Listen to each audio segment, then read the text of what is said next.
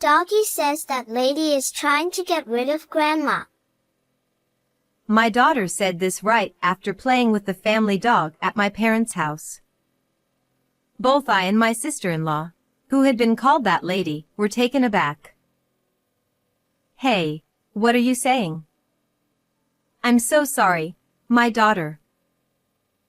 I hurriedly apologized to my sister-in-law, and she replied with a strained smile. Oh, no, don't worry about it. My daughter had always claimed she could talk to the family dog, but I dismissed it as childish imagination. What I was more concerned about at that moment was not upsetting my sister-in-law, who lived with my mother and took care of her. That's incredibly rude, you know? I scolded my daughter, but she pouted and said, But Doggy really did say that. And then, as she continued speaking, her words shocked me even more. My name is Amelia. I'm currently raising my 5-year-old daughter. That day, I had brought her to visit my parents' house because I heard my mother was not feeling well. At my parents' house, my mother lives with my brother, his wife, and their pet poodle. My mother is never lonely with such a lively household. The house is in my mother's name. My father has already passed away, but he left behind enough wealth to ensure my mother is comfortable in her old age. By the way, the poodle my daughter claims she can talk to is named Max. We've had him since before I got married and moved out, so he must be over 10 years old by now. In human years, that would make him somewhere in his 50s or 60s. My daughter Kate adores Max and always looks forward to playing with him. This time was no different. While I was talking with my mother and sister-in-law, Kate was playing with Max. And then she suddenly made that outrageous statement about my sister-in-law trying to get rid of my mother. Carol, I'm so sorry. I'll make sure to talk to my daughter about this. I apologized profusely to my sister-in-law. Carol smiled awkwardly and said, Oh, no, it's fine. Don't worry about it. Although I sensed something off about Carol's response, I was more focused on dealing with Kate. Kate, you need to apologize to Carol. What you said was very rude. I scolded her. Kate, who had been laughing and playing with Max, suddenly got serious. But it's true. Doggy really said that. She pouted. And then she began to relay more shocking information she claimed to have heard from the dog. Listen, it's a secret. Kate whispered, making sure my mother and Carol couldn't hear. That lady is putting something weird in Grandma's food. What? Are you saying Carol is adding something to the food? I asked, bewildered. I don't really know. Doggy said there's a strange smell in Grandma's food, and every time it's there, Grandma feels sick.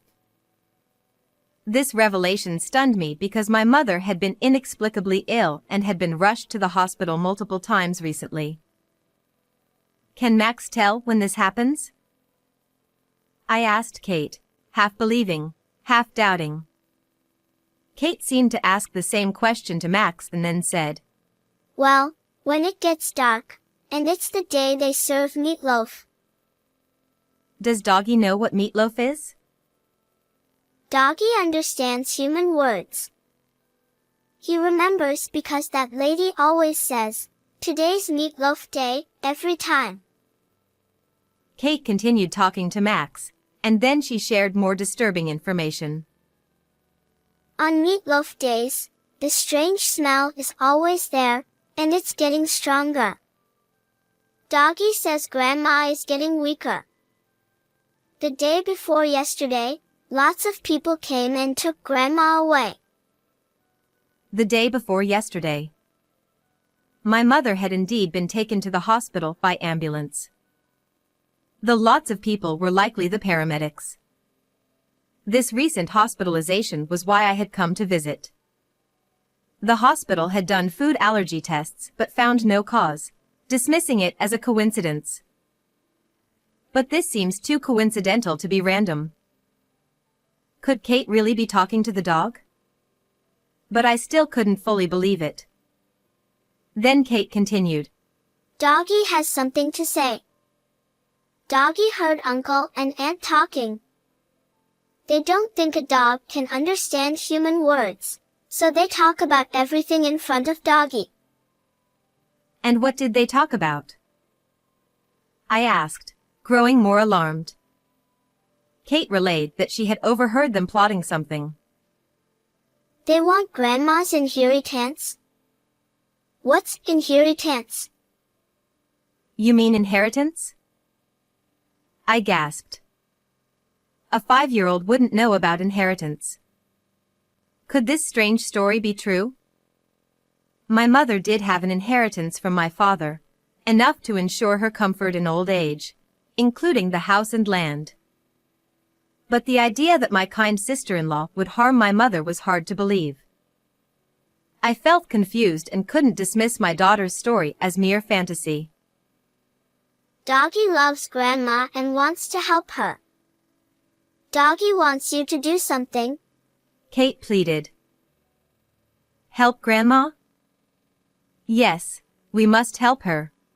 I decided, still skeptical but willing to trust Kate and Max. So, I just said earlier that lady was trying to get rid of Grandma, right? If we don't act fast, that lady might hide the evidence. I'm sorry, Doggy, for giving us away. Kate finally realized that because of her actions, her beloved Grandma is in danger, and she's now in tears. Is Grandma going to die? Kate asked, almost in tears. No, we'll make sure she's safe.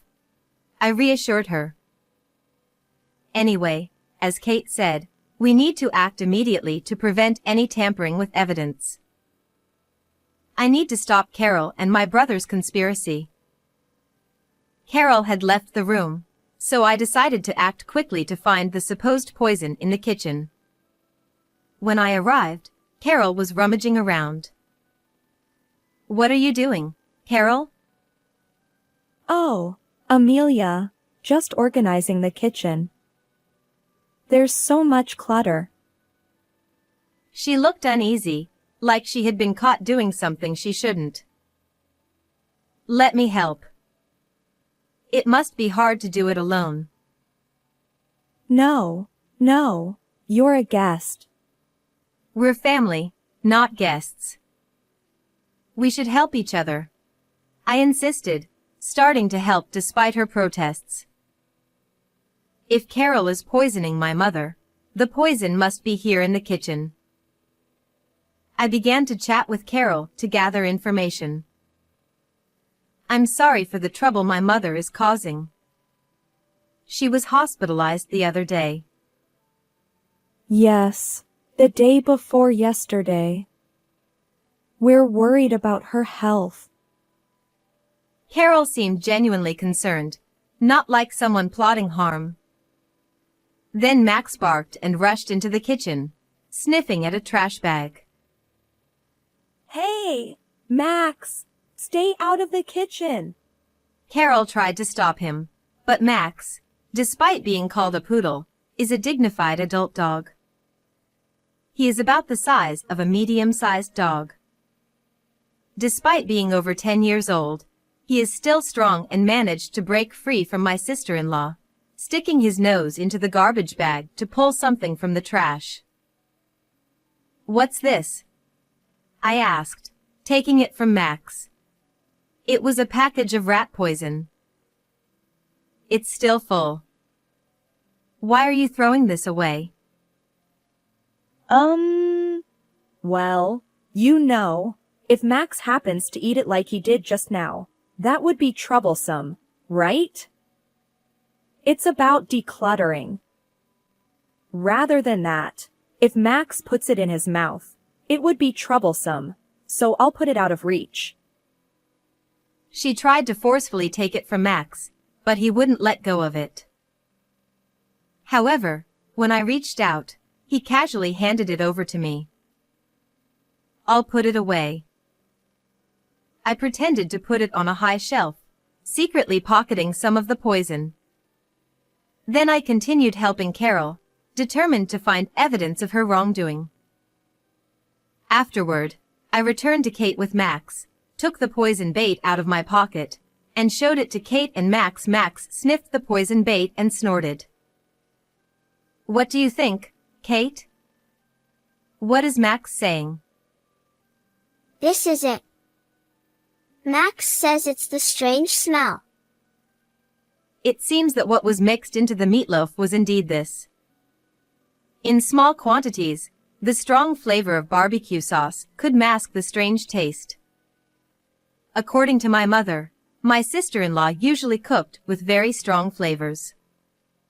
When my mother suggested lighter seasoning, my sister-in-law would say, "Emil's taste buds are getting weaker. I want you to enjoy flavorful food."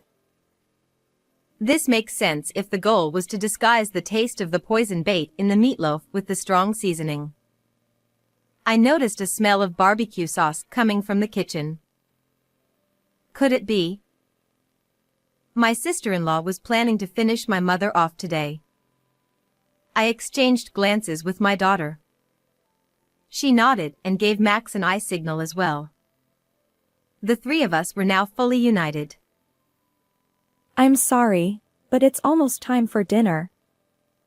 Could you please leave?"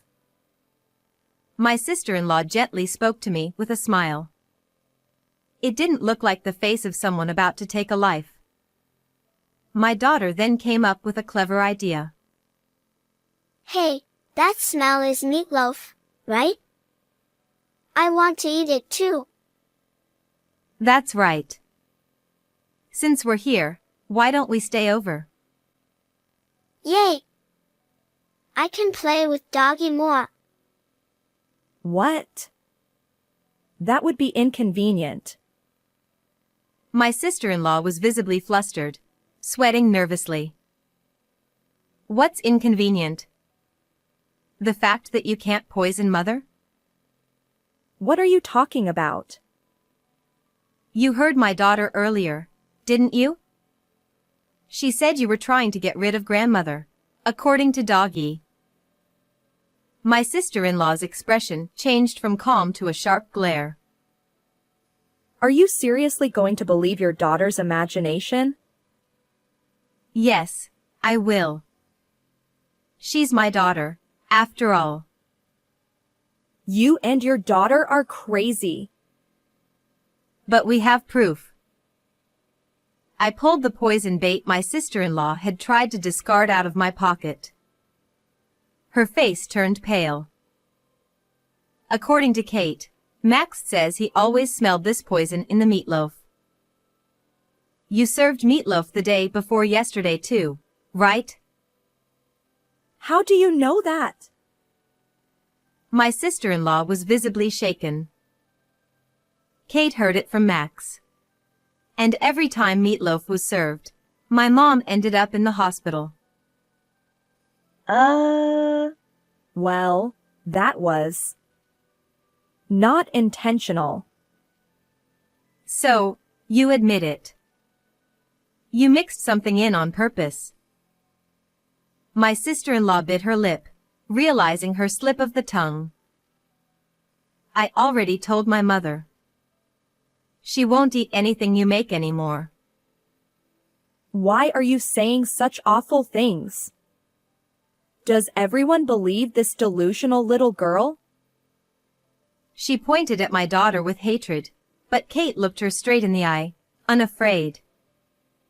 Max stood in front of Kate, growling protectively.